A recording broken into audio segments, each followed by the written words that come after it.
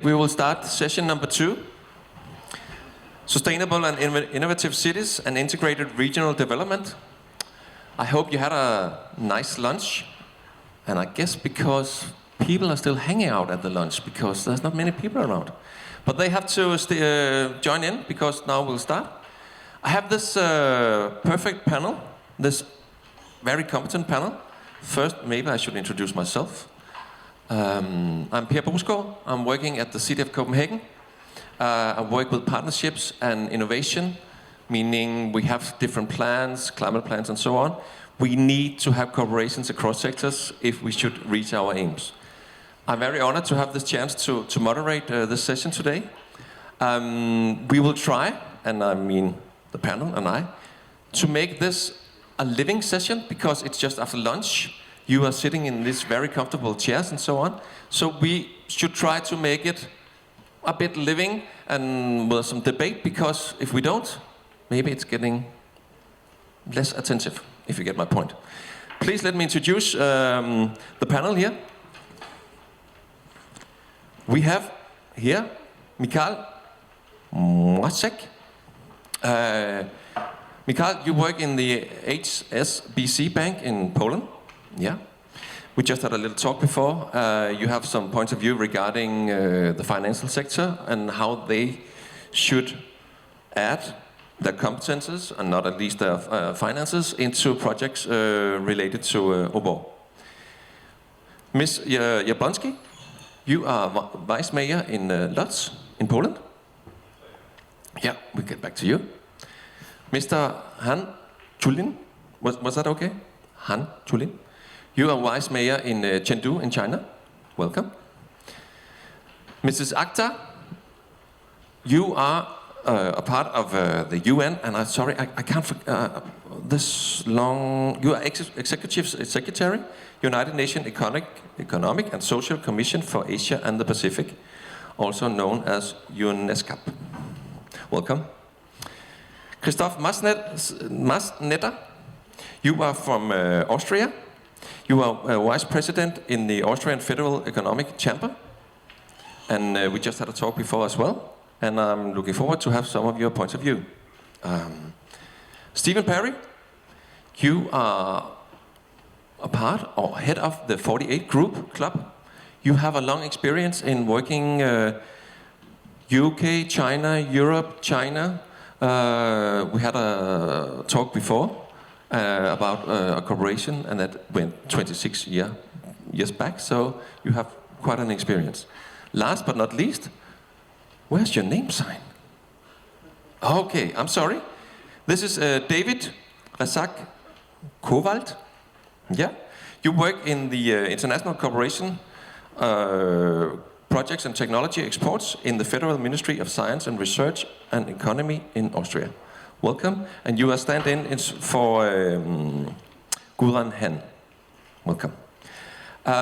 In this session, we should have focus on different aspects within this sustainable and innovative cities and integrated regional development topic. How do we facilitate strategic links with the regions, with the communities in the regions? How do we promote international cooperations and institutional networks? There's a lot of networks out there. How do we make it even more efficient when we need to have this cooperation between cities and regions work? Should we build up new networks? Should we use the existing networks and so on? Ensuring sustainable urban industrial development. And from my point of view, this is an exciting one. Sustainability and industrial production. That's interesting for me, because I come from a city where we hardly have any industry. So for me, it's exciting to hear what the panel will bring in. We should have innovative solutions for integrated urban and regional development. So, ladies and gentlemen, it's not just one subject here, or one task, or one case. It's a lot of different things that we have to discuss within the next hour and 5 minutes. I hope you will attend. I hope you will be listening here, and maybe if we got the time, if you have any questions, I will bring you in with your questions as well to this panel, because they know a lot, and now we should start, I guess. I would like to welcome Ms. Akhtar, because you are the keynote speaker, and you would like to talk about economic implications on the One Belt, One Road initiative on national and regional development. So that's a good start. And please listen to Ms. Akhtar, and please give the whole panel and Ms. Akhtar a hand. It's up to you whether you will stand there or over there.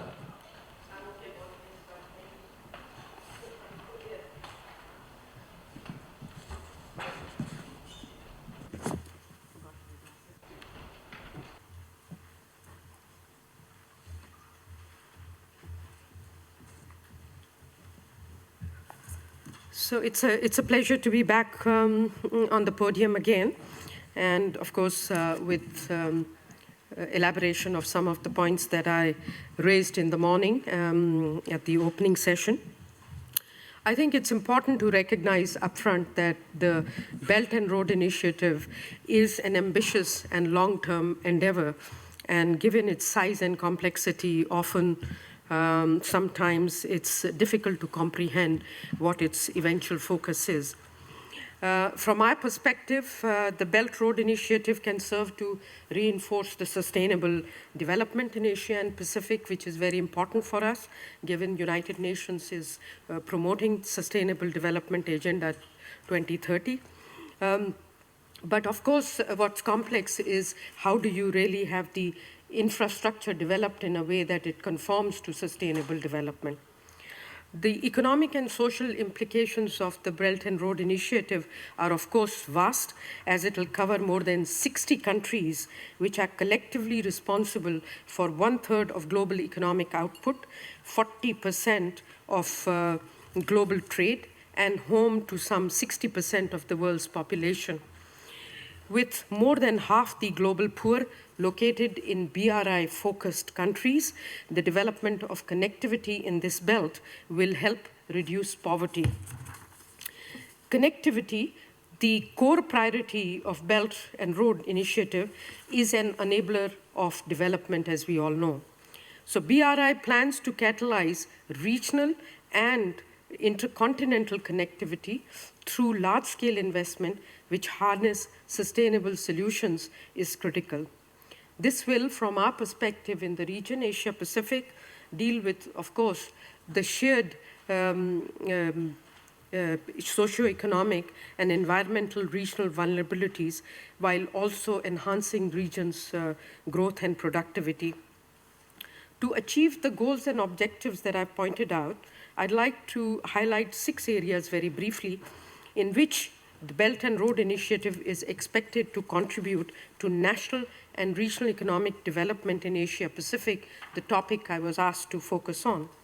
So first, to harness safe, sustainable, and reliable corridors through improved transport connectivity. This will, of course, improve the growth prospects of Asia-Pacific, which have been impacted by the global slowdown. SCAPs that I represent, policy simulations reveal that improved connectivity along Asian Highway Route number 1 from Mea Sot, Thailand to New Delhi, India, has the potential to annually increase GDP by 2.8% in areas along this corridor. So the economic impacts of transport connectivity as a whole, however, will be much deeper and extensive as the Belt and Road Initiative unfolds, and it goes well beyond the segment of the Asian Highway, which only represents 2.7% of the 144,000 kilometers eventually to be developed. My second point is that BRI will boost cross-border trade in goods and services and financing flows.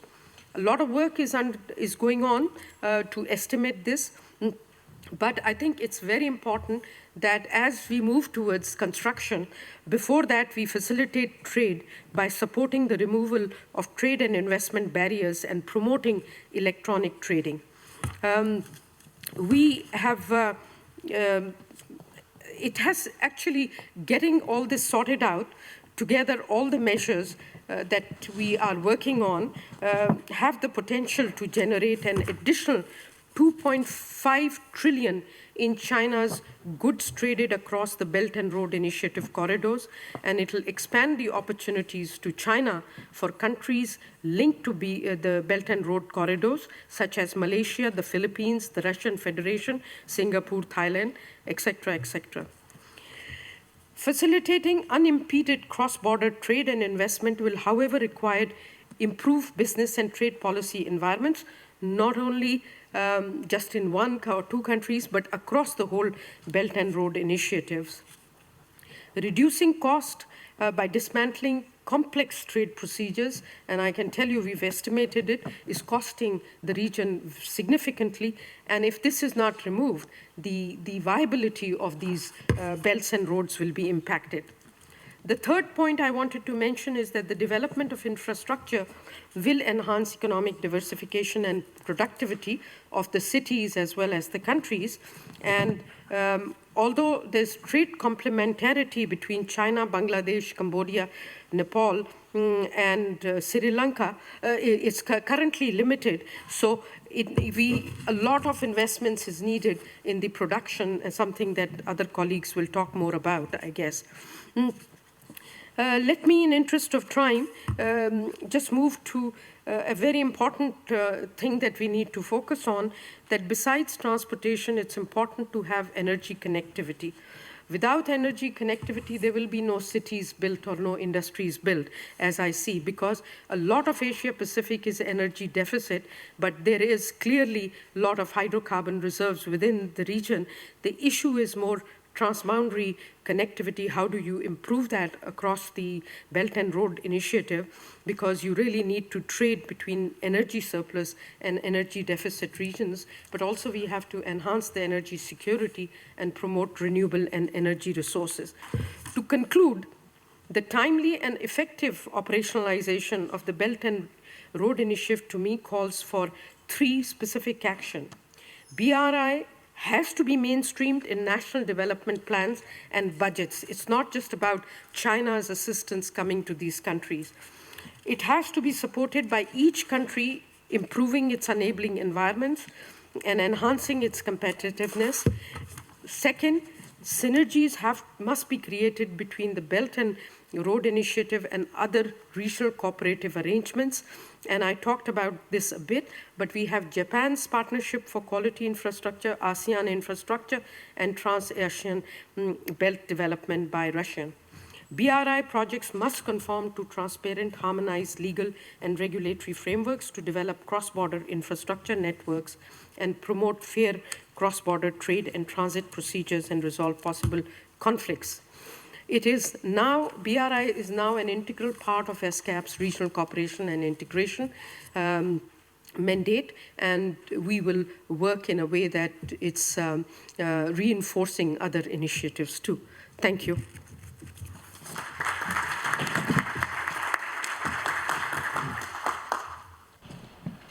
Thank you, Mrs. Akhtar.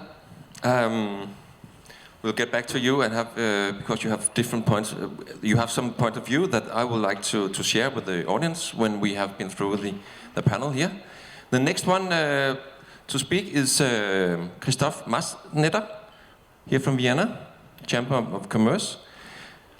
You have some points of view regarding cities and industry and so on. Please spend your 4 minutes to, it's up to you whether you will be there or up at the podium. So I will use it direct here.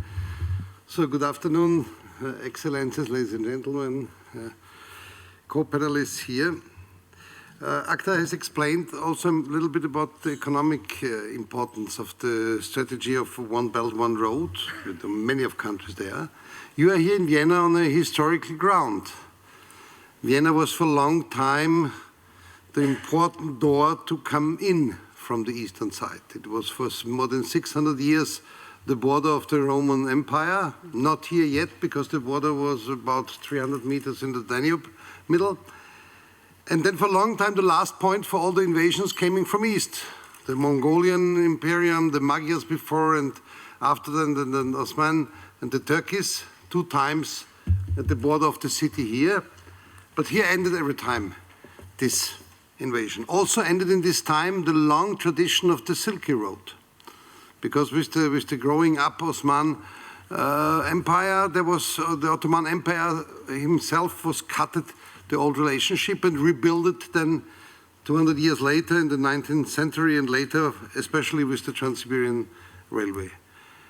But it's clear, around these states, which cover about a third of the world production along the belt and along the road, you have the both ends, China on one side with a participation of more than a tenth of the world production and the European Union with more than a quarter. So totally we are speaking here, building the fabric of the world.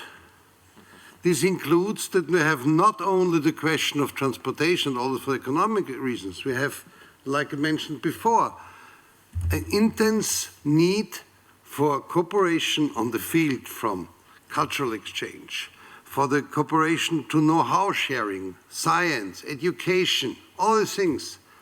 And looking where the people will work and live, it's clear they will live in the major part in cities. So we have to clarify that it is necessary to look for the development, also how the urban regions will be fulfill all the challenges that have given there. We have now, for example, Vienna, and I want to speak a little bit about a concrete situation because you can visit it now in the time of your stay here. Vienna has about 1.8 million inhabitants. We are looking in the next 10 years of 2 million inhabitants. You have here water on the table here. It's mineral water, but it's not provided by bottles or other form. It comes directly by the pipelines from the mountains, about more than 200 kilometers. You can test it, you will find it fine. It can even competitive to French mineral waters. And it's supplied for the whole city, for all means.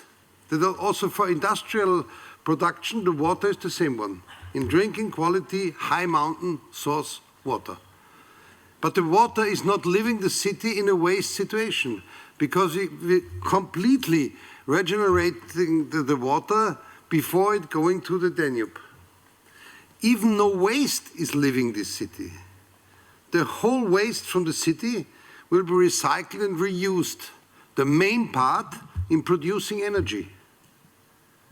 And it is possible to do it in the city because of the technological approach to make a complete cleaning of the outgoing pollution. You can make these plants in the middle of the city. You can visit it, you can see it from here. For example, one with the golden globe. It's producing energy by waste. Even though toxic waste or special waste are leaving the city, because you have a special plant in the southeast of the city, making renovation all the possibility with poison toxic to make it even plasma burning, to not have any pollution outside of the city. We have a transport system in which we are using per day in hundreds, thousands and millions of passengers, covering up as a network the whole city. This means that in integration form, you can do from water supplying, wastewater, wasting, energy supply, ending with the question of the regional traffic, a complete smart city solution. And we want to share this experience with other ones. The ministry, maybe you talk about, we have a frame contract, for example, with China for exporting our smart city technology to help on state-to-state level, also on the level of research institutes, how to implement smart city concept, low carbon city, green city concepts, completely installing there. And for the people looking for houses, look around. The social housing part in Vienna is about a third of all houses here are public houses for the people there. So we have a problem to find also the region for people sleeping on the street. It's complicated because we don't have it in reality. A few ones maybe, but not more. Thank you very much and welcome in Vienna, in the crossing of a long historical fight, now in freedom, peace to interchange along the One Belt, One Road region. Thank you.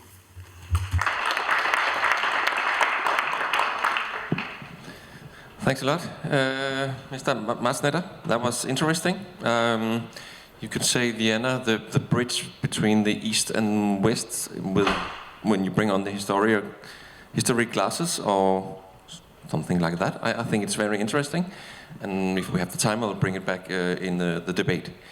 Now we move from the city of Vienna to the state of Austria. David, please inform us about what you're doing in. It's up to you. Sit there, over there. Yeah, yeah. So you can talk about or explain what you do on concrete level as well. You have a cooperation, Austrian-Sino cooperation, and that's quite interesting because it's not just talk. You already have a lot of cooperation going on.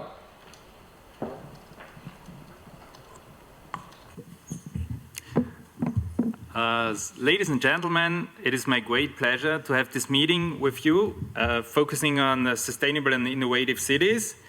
As it has been said before, Austria welcomes China's One Belt, One Road initiative, promoting an open and inclusive global economy by building a cohesive regional trade network. And I've always been committed to working effectively with China on a whole range of issues, and I've developed a frank and effective level of communications with Chinese officials as we seek to expand cooperation between our two countries. And as Mr. Matsnetter has said before, in 2011 we have concluded between my ministry on the one hand and the Chinese Foreign Trade Ministry, the MOFCOM on the other hand, bilateral agreement leading through to the establishment of the so-called Chinese-Austrian Suzhou Eco Park in the Chinese city of Nantong. And here I would like to ask the technician to start with my slides, please.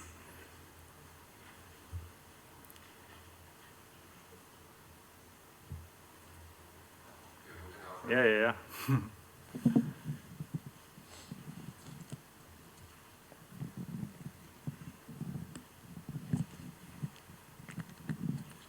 And I think there should be a stick for pointing to the slides.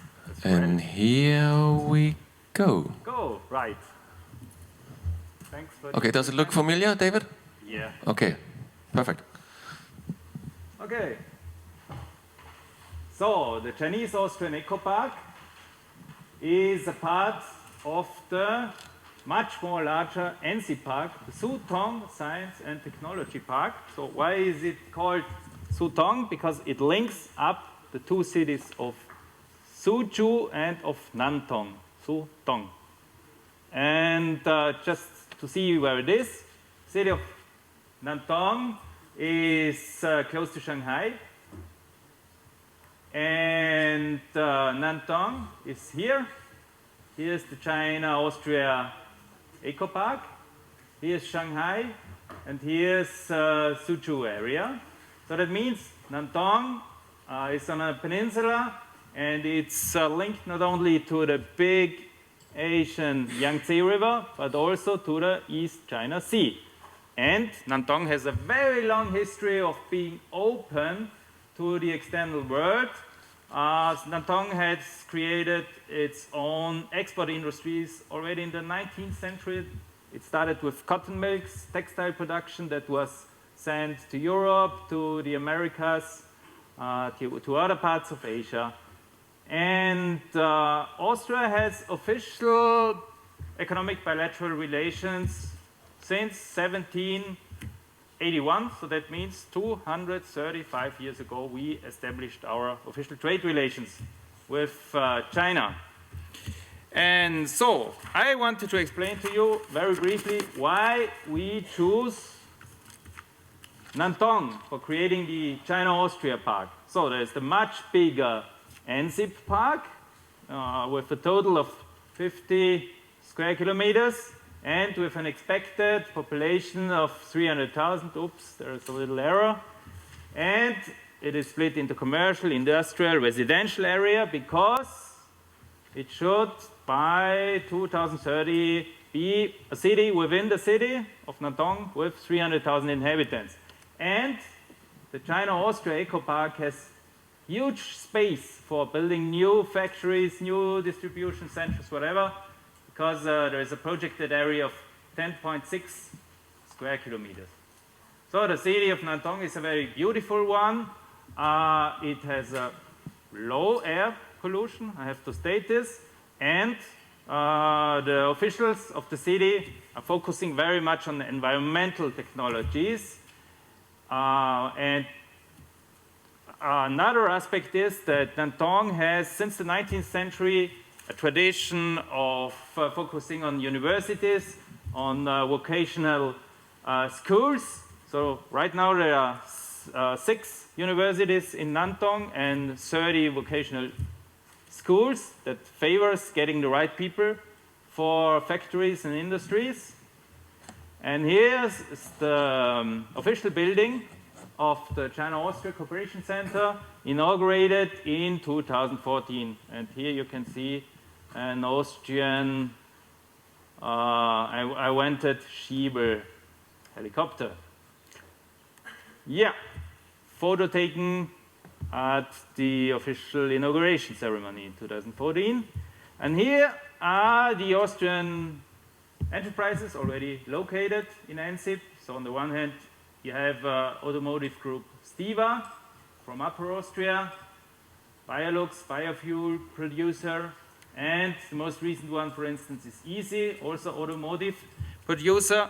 Well, one could say these firms are not environmental technology in a narrow sense, but in a wider sense. So why? Because they're exemplary for their environmentally friendly production. That is true, because they were already producing in Austria, where you have a very high environmentally friendly standards, and the Chinese are interested to keep these standards also when producing in China. So, whenever you have questions regarding the Austrian-China Park, I'll be happy to take them, and thank you very much for your attention. Yeah. Thank you, David. And regarding questions, and any questions when we have these small speeches, please write them down, because then we have the dialogue afterwards. It could be something like these Austrian companies. What are the benefits? What have been the investments, not just financial, but other aspects as well? What has been the outcome yet? That's interesting for me, I would say. Stephen Perry, as I said before, you have a long experience working with China. And maybe you should start explaining why 48 Group Club. I mean, it doesn't sound very commercial, it doesn't sound very enterprise-like. Why this club? Sure. The 48 Group started 1952, really, when Zhou Enlai sent people out to try and find some people in the West who would reopen trade between China and Europe. And eventually there was an icebreaker mission, and then the companies concerned formed a trade association called the 48 Group, because very inspired thinking, there were 48 companies there at the time. And I have to explain that question every time I stand up. But the history goes back some 65 years. For me, 43 years of going to and from China. And I would say I know a little bit about China. And of course, this project originates in its concept from the speech of President Xi Jinping in Kazakhstan in 2013, when he talked about the Silk Roads, One Belt, One Road, which has now become the Belt and Road Initiative. I hope in time we might be able to move it to a slightly more romantic sounding name than a Belt and Road Initiative, but that's what it is called today. I want to just very quickly, in this 4 minutes, to say the Silk Roads to me are to join the Pacific and the Atlantic by land, to rebuild the that we used hundreds of years ago called Ecumen, the area of Europe, Asia, and Africa, to link them by land through high-speed energy, high-speed transportation, and high-speed communication. About $1 trillion of contracts were signed last year in this context, and I expect somewhere in the region of $1 trillion a year over the next 10 years, maybe rising to about $30 to $40 trillion over the next 20 to 30 years.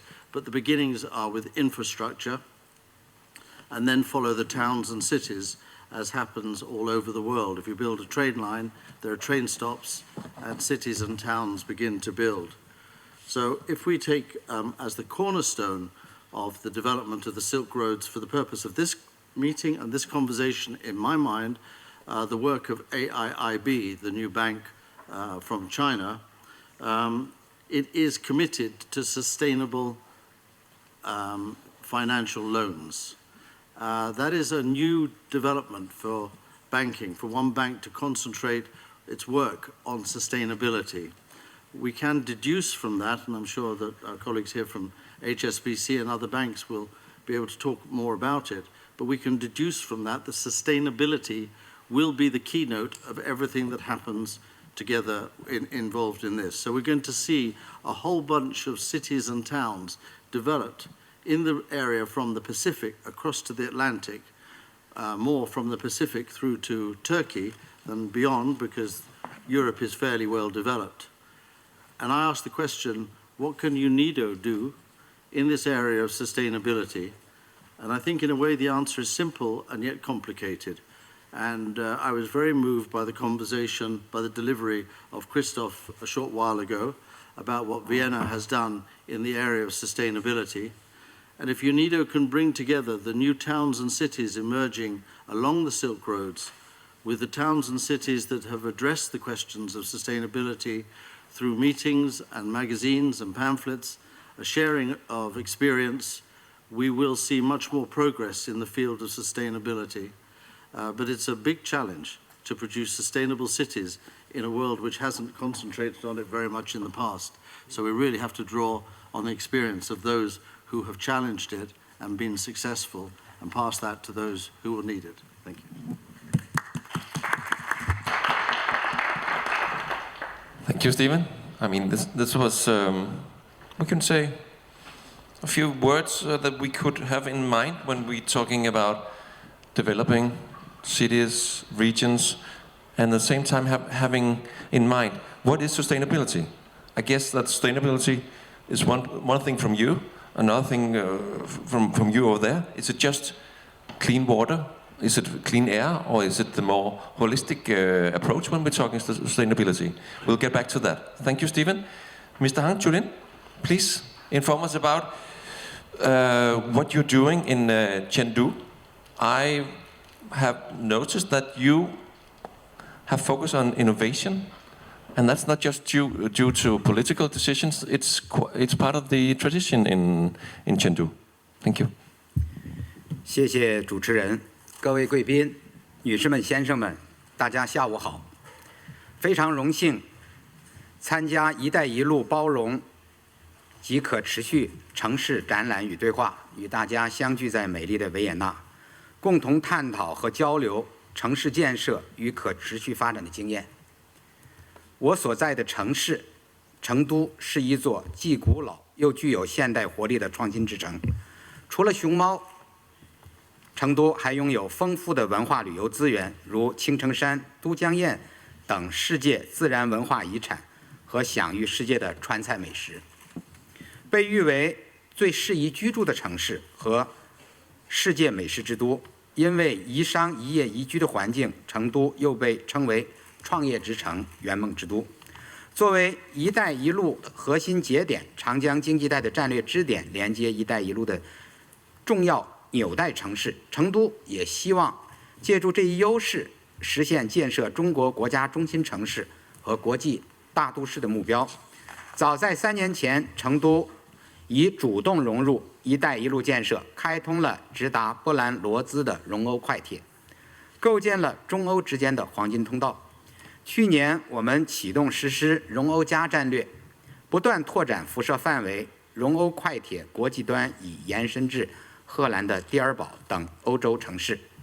国内端已连接中国深圳、厦门、宁波、昆明等沿海沿边城市，成为中欧之间运行时间最短、运行最稳定的国际班列。今年以来将开通400列。未来，成都将把握地理和人文优势，进一步改革创新，通过实施基础设施互联互通、扩大开放合作、提升产业国际化水平、深化大众创业4大举措，全面融入“一带一路”发展战略。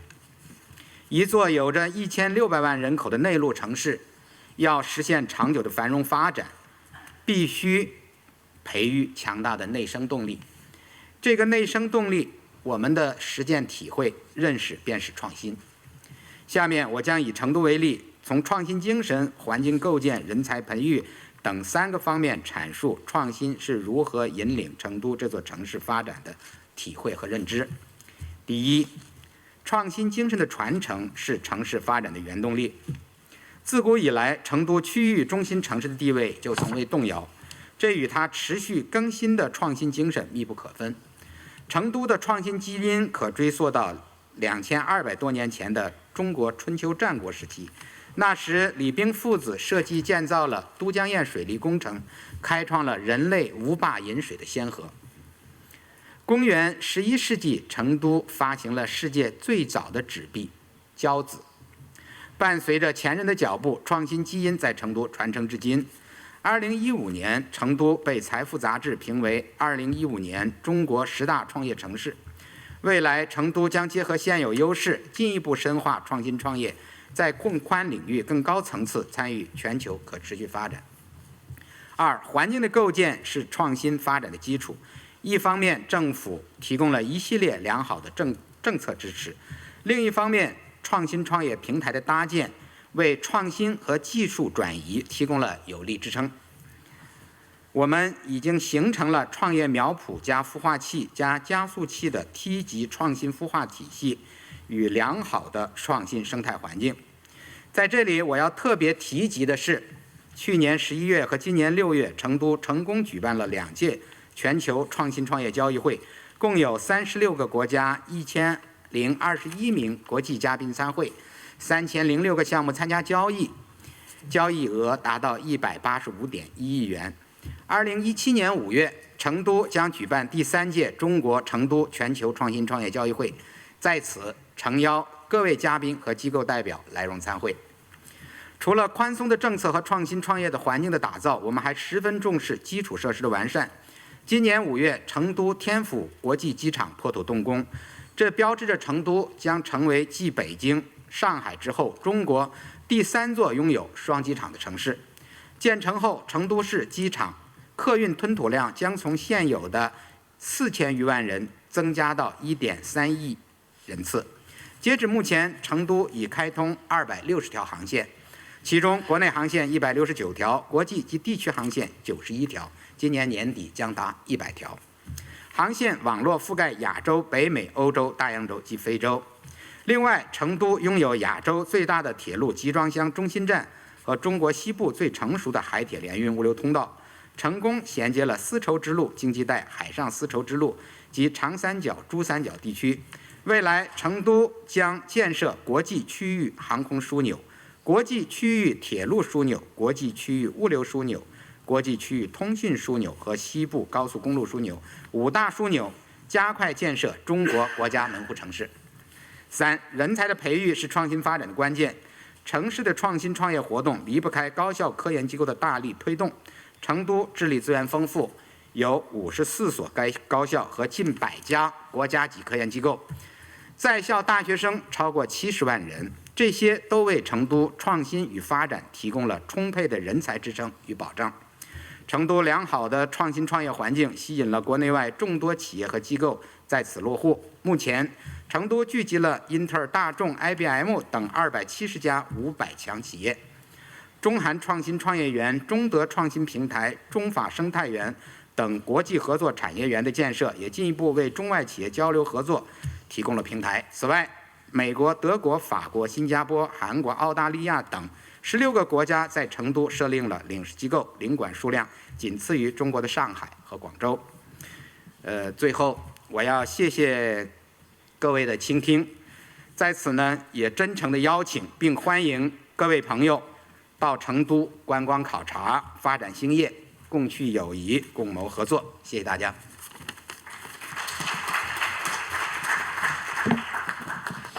Thank you, Mr. Han. That was very interesting. I had a few notes here. Infrastructure, railway, and development. Next one on the stage, or by the microphone, will be Mr. Michael. There you are. Yeah. You sit here or you go to the podium? Okay. Please fill us in. You are working with financing. You have been in this business for quite a while. So let's hear in like 4 minutes, what is your point of view? Because I know you have point of views regarding what we should do and what we not should do. Well, thank you very much. Good afternoon, everyone. It's a privilege to be here and speak on the topic of our focus today. Allow me to approach this from a perspective, as Per mentioned, of a commercial banker working for a bank which has a footprint, is present in roughly half of the countries on the One Belt, One Road, but also which, in my case, represents one of those countries that is starting to benefit, that is starting to see the first benefits of the One Belt, One Road strategy or initiative. And I think we must remember that we're still very much at the beginning of the journey, beginning at the nascent stage of the implementation of the strategy. But you already saw in the previous presentation from the mayor of Chengdu, the connectivity there that's being established between Poland, one of the cities in Poland. We also have the mayor of that city with us on the panel here today as well. So we indeed have a very good panel to discuss this.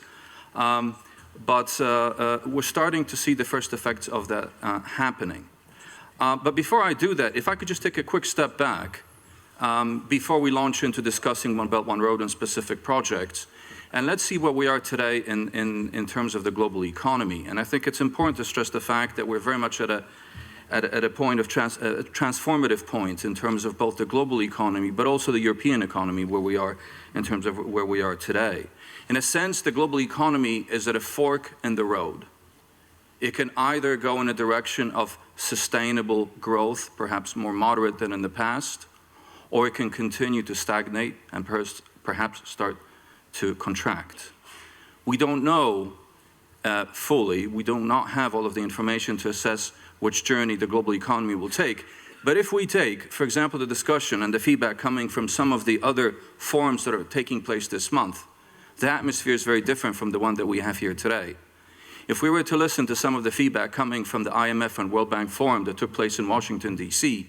earlier this month, we would hear about protectionism, about trade tariffs, about falling volumes in international trade, about ring fencing, all headwinds to, I think, what are crucial, if you like, factors for growth, be that national, regional, or indeed city growth.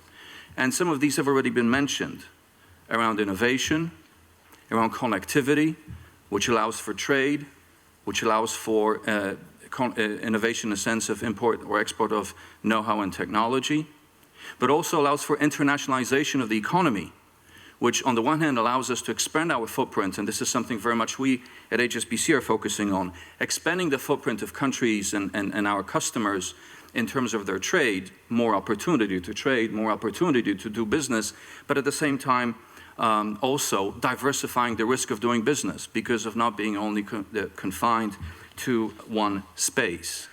So this is the challenge that we face, and here comes China with the proposition of One Belt, One Road. And we have to consider what the origins of that initiative are. So on the one hand, China also had been facing, following the financial crisis, the need to diversify its economic model, diversify from being dependent on export as international trade flows started to shrink, and by the way, continue to shrink. If we see the latest World Trade Organization report from September, there's some dire statistics in there in terms of that, the fall in terms of those volumes. So China had to diversify, moving into first and foremost, domestic consumption and also infrastructural spend.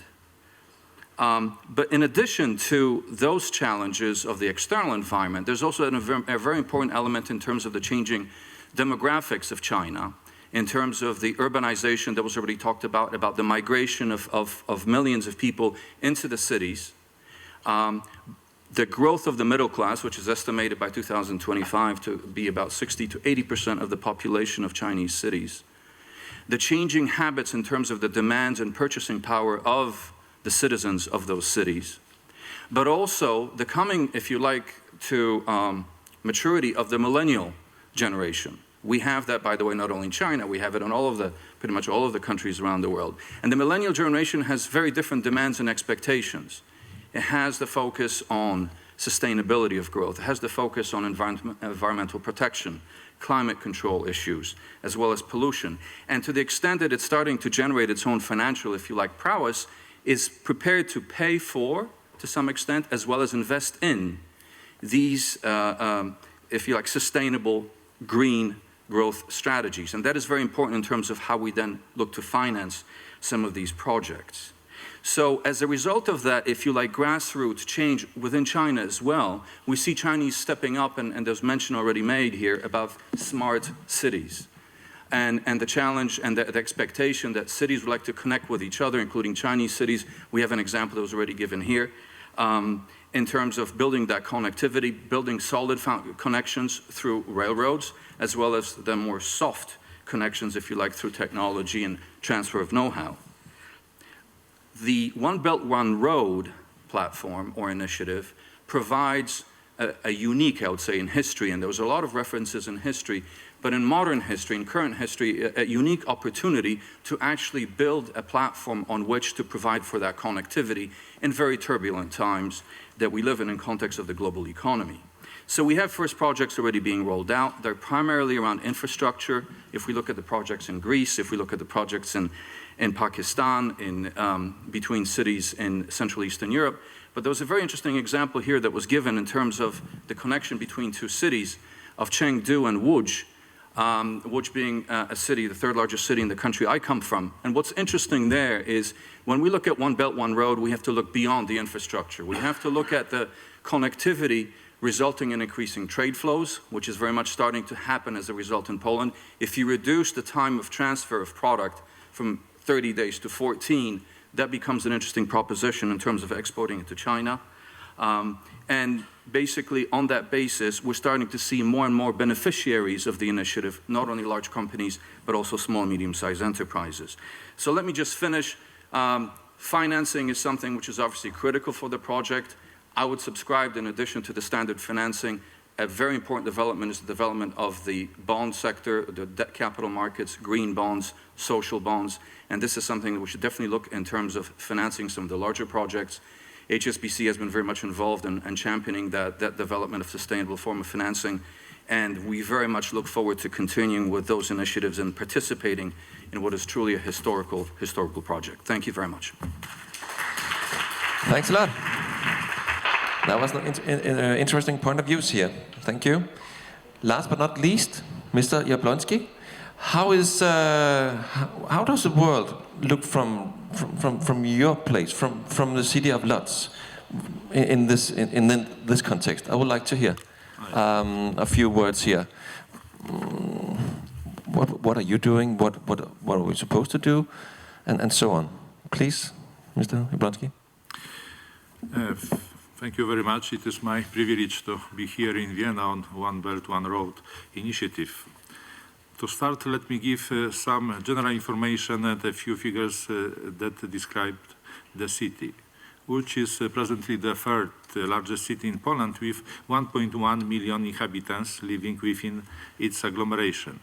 We are proud to be academic center in the 6 states and 22 private universities. We provide more than 100,000 students. We are also one of the most entrepreneurship-oriented cities in Poland, with the number of 100,000 active entrepreneurship here. which is situated in the very heart of Poland and across the area of near 300 square kilometers. Thanks to its excellent location, it lives at the interconnection of two main European roads, A1 linking the Baltic Sea with the Adriatic Sea, and A2 Moscow-Berlin-Paris highway connection. What's more, for a few years, what mentioned Mr. Mayor from Chengdu, we having the train connection with Chengdu in central China, which has been the door to Europe for the Silk Road trade. That's why it is our strategic project to create a model of free-mode logistics center in which including road transport at the crossed highways, railway based on the which Chengdu connection, and air transport. The great opportunity which create the connection still increasing each month international trade, not only between Poland and China, but also organizing the trade and logistic services for the another Middle East Europe countries. It is our strategic chance and challenge, and we treat the One Belt One Road program and also the Łódź Chengdu connection as our crucial aspect for our sustainable economic development. That's why our participation in this project and another one as well with our Chinese partners, not only covering the business area, but also the looking for a new science collaboration and academic students and scientists changing. Thank you.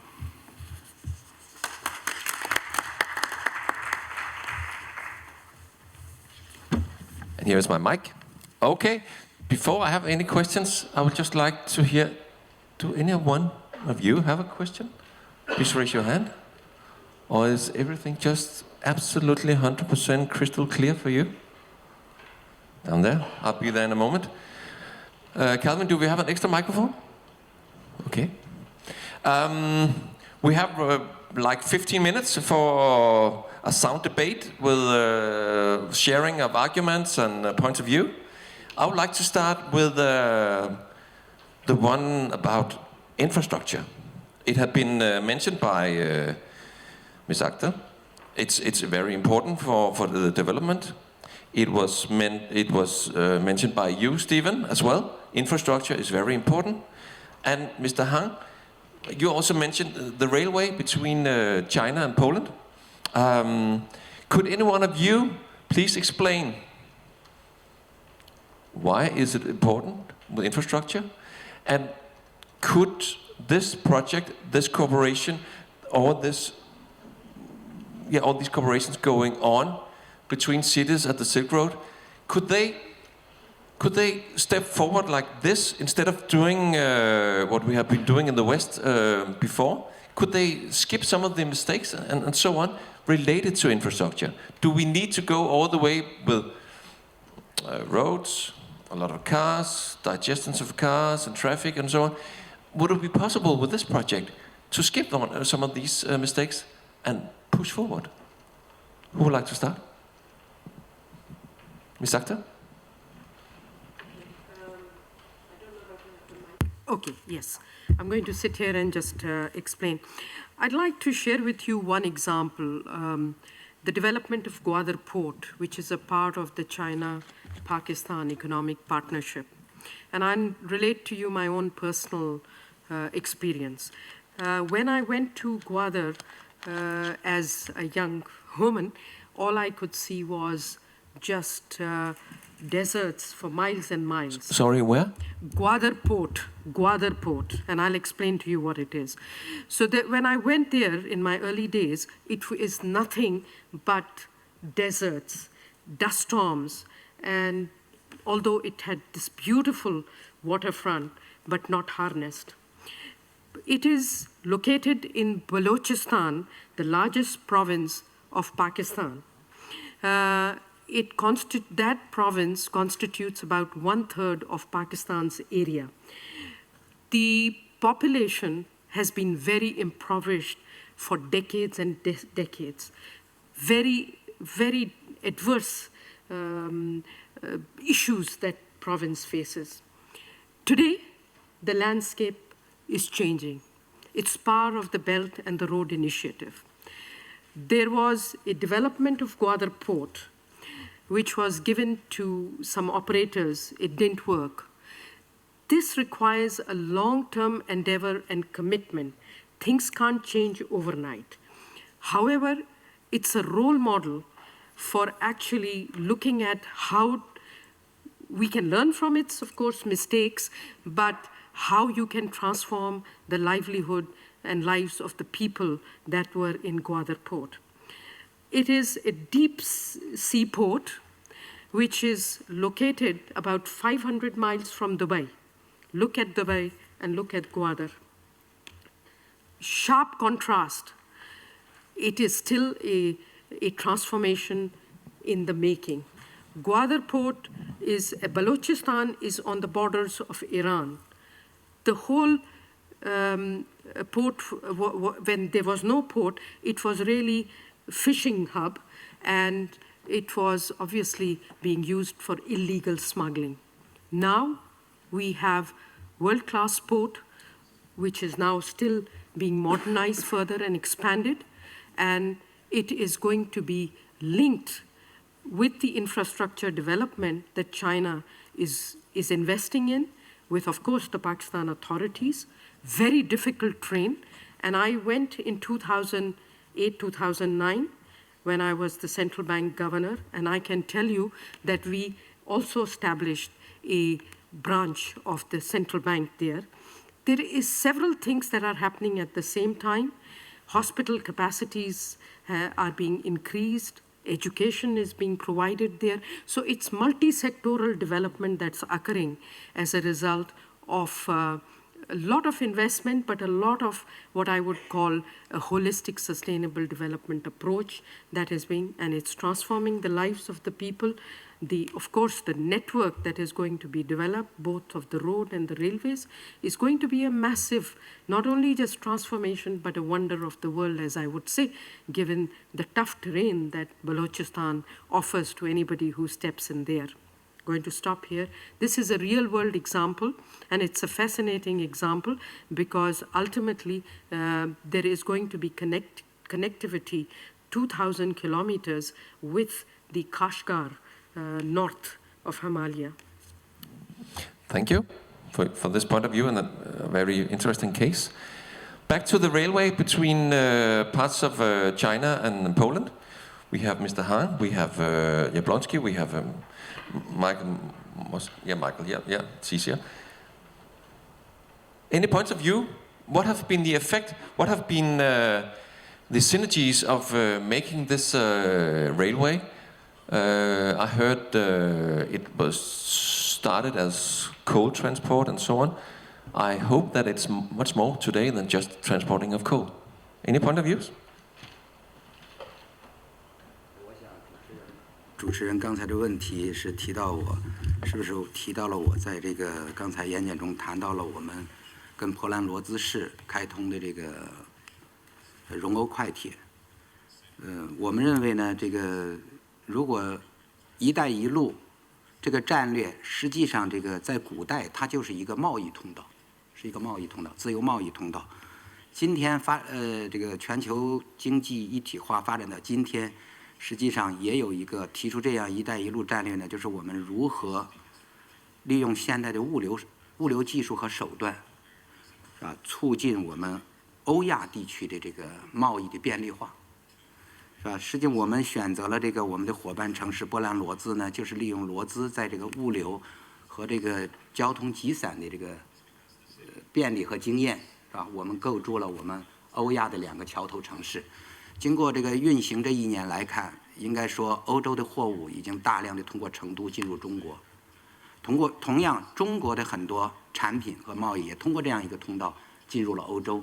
很多跨国公司也都利用这样一个通道，这个把很多产品的这个生产制造基地移到了成都，这样使得他们这个进入欧洲的这个物流成本呢会更低。所以刚才我演讲中提到了，我们是2张网，一个是希望成都这个点呢，不仅仅是为中国的西部，是在为中国的沿海和南部的大多数城市提供一个最近的物流，因为从成都到欧洲几何距离最近，是吧？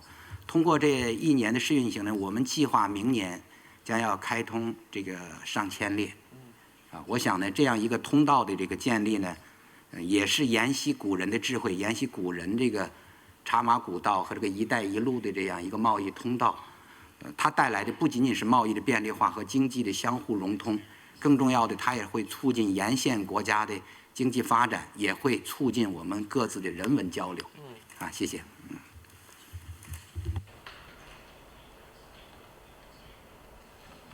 Thanks a lot, Mr. Han.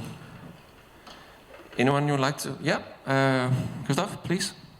A few remarks to the railway connections. We have the big problems that we have the Trans-Siberian Railway, but it's on the Russian dimension standards, and we have the problem every time in changing the dimension, we lose days with the cargo goods. So all activities and initiatives to make a broader network, to make also the cargo transport in 7 to 8 days possible from all parts of China to Europe. And one of these projects is a joint cooperation of the Russian Railway Corporation and the Slovakian one, Ukrainian one, and the Austrian one, to make one hub here in the twin city situation of Vienna and Bratislava, and to bring the Russian dimension of, I think, 1 meter and 2 millimeters direct here, because then we have a link, for example, from Chengdu to Vienna in Bratislava in 7 days. And this is really important. We have more and more shifting to Industry 4.0. We have more production and need the parts just in sequence, not only just in time. And there is crucial to have not only air cargo and not only long shipways, but also to have this short linkage by railway. Thank you. So I guess this stuff means one aspect of sustainability as well. Less transport time and less consumption of fuels and so on. Mr. Jablonski? I would like to say only a few sentences that it is easy to recognize that a railway connection is faster than a ship connection and cheaper than air cargo. That is a kind of optimization the transport. Some goods are appropriate to send by train, which used 12 days coming from the middle China to Poland to Łódź, crossing Kazakhstan, Russia, Belarus. And we have, of course, there is some technical problem, but it's only technical problem. We operate on the board with a different system of railway in Russia last 100 years. That's why it's not important issue. But what is important that the train will be escalate from the 200 this year to 1,000 next year, and our challenge is to fulfill the containers which are coming back empty. Yeah? And this is a real challenge and issue. And remembering that logistics services is not only a high storage hall, but also its activity and business activity creating added value with the goods in both directions. Thank you. And now we have a question down here. Mr., please introduce yourself and pose your question, please. Well, ladies and gentlemen, I am Norio Yamamoto of GIF Research Foundation based in Tokyo.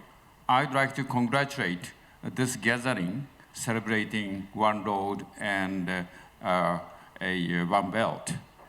Since 1977, we have been promoting Silk Road approach together with our European friend and also Asian friend, especially China. And from Europe, of course, the Groupe de Paris and so on and so. So I'd like to raise just a small question to Mr. Michael Mrozek of HSBC. yes, the world economy has been facing this sort of a turbulence.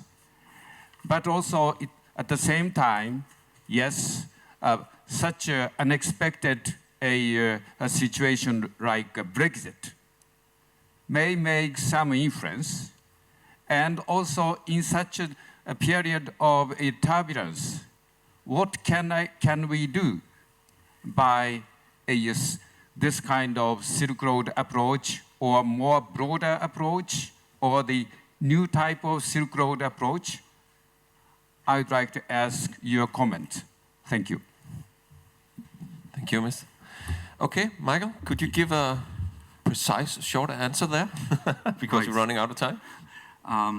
Well, two things. I think one is, as I was trying to say in my opening remarks, I think that we as the global community and financial institutions have to continue to look for ways in which to protect the connectivity between the various economies, and try everything we can to defer from ring fencing, which we're seeing a lot of protectionism and populism in economic policies.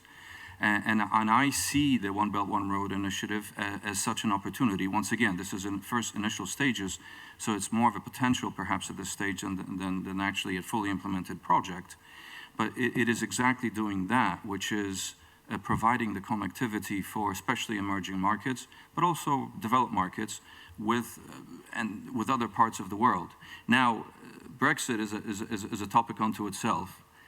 In terms of how will that impact, once again, first and foremost, Europe's economic and financial position, but that is still also very much work in progress as we try to find out exactly what the outcome of that exit will be, or I should say what the conditions of that exit will be.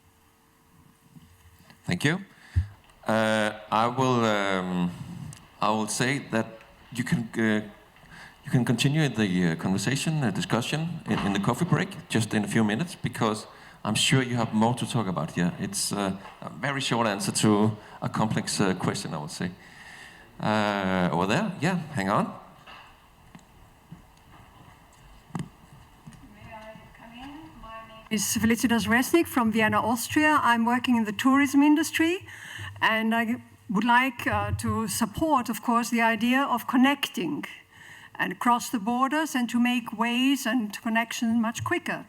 But do you also consider what happens in between one city urban center and the next urban center that you are developing? What happens between this long stretch? Nowadays, 80% of GDP are made in urban centers, and we see the complete clash between urbanity and rural. There is no development outside the urban centers. So do you have a solution for that as well, please? Anyone got a suggestion, an answer here? Stephen, please. Very quickly, I mean, the questions raised are so substantive they could take a day in themselves. But I think when you look at the transformation of the Chinese agricultural areas and the yields that they're making and the different forms of agricultural production that they're developing, I've a feeling that that's where the solutions to that large distances, because any of us who've flown from China to Europe have flown over vast areas of undeveloped land underneath, and the processing of them into agricultural land is going to be very important, but it's not going to be done by peasants. It's going to be done by companies with well substantial capital, which has other consequences, because you're really talking about agricultural workers rather than peasants, and that produces needs for small towns and villages. There's a whole discussion in itself, isn't it? You raised the right question. I'm sorry we're running out of time, but we do have a coffee break in a minute, so I'm going to wrap up now, and I'll just ask the panelists here, if you should point at one and the most important parameter, initiative or something like that, to make or similar projects succeed, what would that be? Would that be a proper infrastructure? Would it be the approach on sustainability? Would it be more clear, defined projects so banks and other parts of the financial sector could go in and invest in green bonds, so social bonds or whatever? Or do we have a fourth or a third one? No, not just one, Christoph. Only one of them should be the most important. Anyone who wants to start? What is the most important one? Stephen? I would just recommend to you all to read a book called The Seventh Sense by Joshua Ramo, which is about the development of networks in the world. This will work because of the development of networks rather than the specifics. Okay, read a book. Yeah, next one. David? Very short remark. From my point of view, a successful development of cities and regions goes hand in hand with building strong and effective political and economic institutions. Institutions that can help to support and build local economies by encouraging small businesses, local entrepreneurship, and so on. So establishing institutions. Thank you. Next one, Christoph?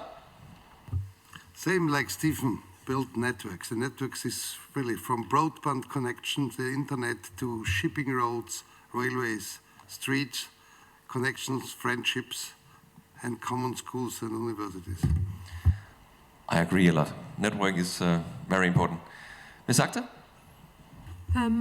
I would say it's very important for countries and cities to strengthen the governance and enabling policy environment to allow for the Belt and Road Initiative to be able to harness the cities. Thank you. Mr. Han? Yeah, opening and innovation. Thank you. Very clear, very short. Thank you. Jablonski? I agree that we need more open space and be more open also on regulation to collaboration in economic aspect and science aspect. The connection, people, businessmen and science is the best way to create international cooperation and peace. Thank you. Openness, innovation, and so on. Thank you. Michael? I would say a bit of a message from the message from the front line, be that cities, municipalities, in particular smaller municipalities, but also companies, SMEs, which were mentioned before. Clear communication. What are the criteria to get on board this train?